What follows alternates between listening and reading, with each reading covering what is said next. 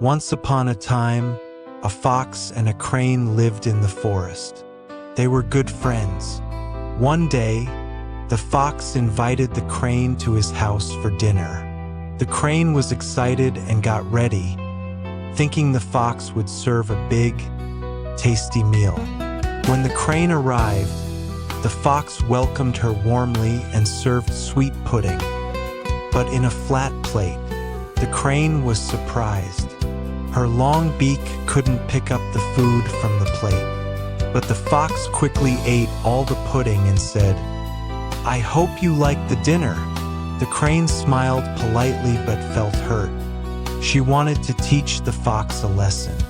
The next day, the crane invited the fox to her house for dinner. The fox came happily. The crane served pudding too, but in a tall jug with a narrow neck. The fox tried very hard to eat, but his mouth couldn't reach inside.